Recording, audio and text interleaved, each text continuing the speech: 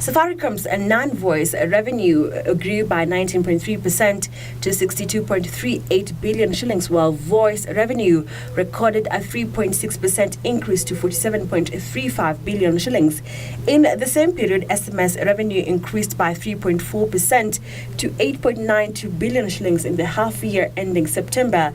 The firm's mobile money transfer service Mpesa revenue recorded a 16.2% growth to 30.5 billion shillings, while mobile data revenue, which accounts for 16% of the revenue, grew by 31% to 17.55 billion. Managed to pass on the benefit of these volume increases back to the customer with a 29% reduction in effective data prices year over year.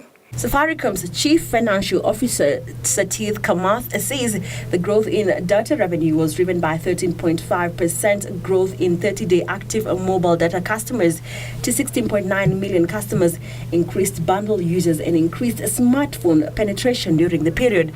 This strong performance in M-Pesa and data revenue boosted Safaricom's net profit, which increased by 9.5% to 26.2 billion shillings in the half year ending September, up from 23.93 billion shillings. I believe we now have a balanced and resilient business model which does not over-index on one revenue stream. M-Pesa and mobile data, as I explained, continue to drive and become the engines of growth, as can be seen in the triangles on the left-hand side of the slide. We grew 12%, 4.3 percentage points off the 12%. That's more than a third of the growth year over year came from M-Pesa, which grew at 16.2% year over year.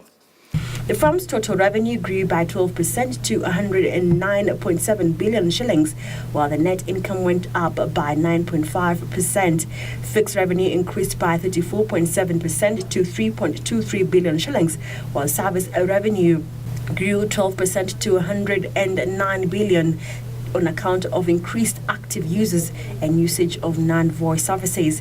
The total customer base grew 10.8% to 29.5 million. Outgoing voice revenues registered a 4.6% growth year over year and is now representing 40% of service revenue.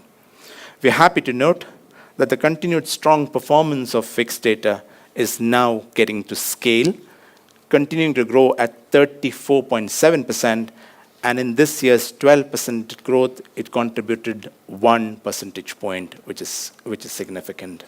Kamath has assured that Safaricom's CEO Bob Collymor's absence will not affect the firm's performance in any way. This country for 7 years, there are days he would take leave, there are times he will be overseas on extended trips. And he has always left a team behind that supports the business. And we want to emphasize we are, this is like signing our own emblems. We are a strong management team. And the results have shown that over the years. So Kenyans, just be calm, be confident this company. Kamath will be running the affairs of the firm after Collymore, who took a sick leave for a few months.